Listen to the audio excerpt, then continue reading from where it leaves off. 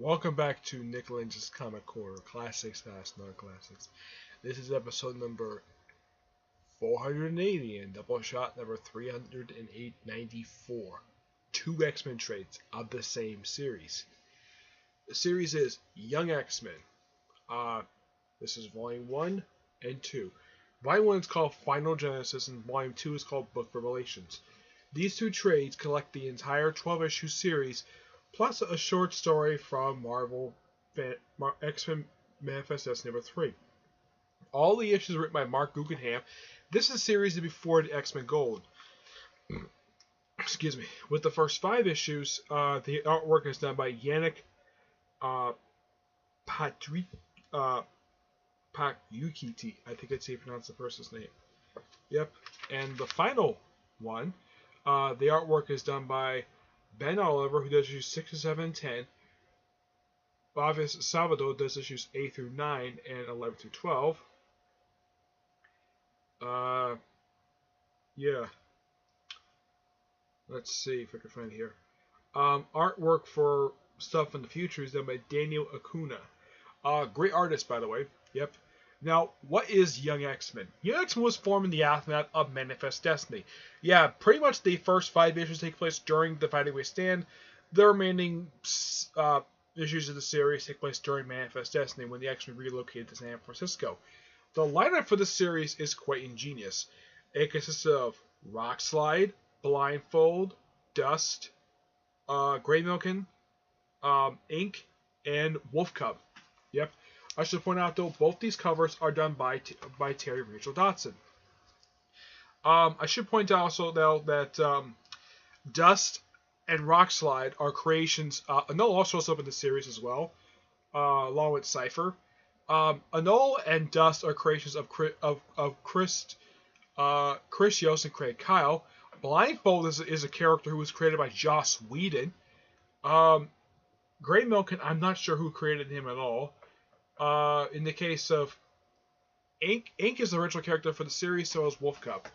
But yeah.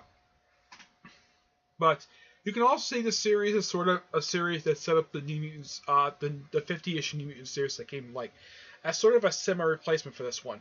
And this series was meant to replace New X-Men. Yeah, that's simply what the series was.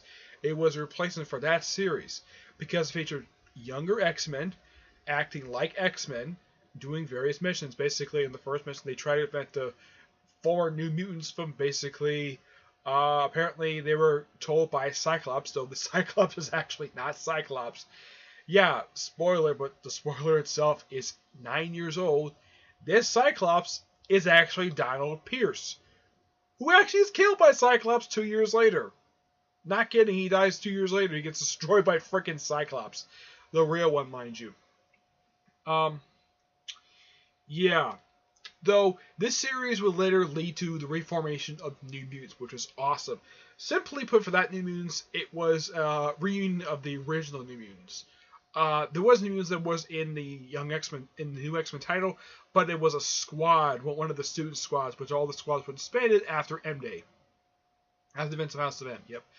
But, yeah, then when they moved to San Francisco, now originally with these issues here, the first 5 issues, they were headquartered out of a cave for the first 5 issues. And then for the remaining issues of the series, they're headquartered out of Graymilkin Industries, a company that the X-Men briefly was headquartered out of before it had moved to Utopia. They moved there in 2008 and remained there for a whole year until they had to move to Utopia in 2009, which they remained there until 2012. Yeah, so Graymilkin Industries, 1 year there. For Utopia, they were there for 4 years, for at least for 3 to 4 years tops. Yep. This is actually a really good series. I kind of wish Marvel would do more series like this, feature the younger X-Men going on various missions. You don't necessarily have to call it Young X-Men. Not necessarily. You can call it New X-Men.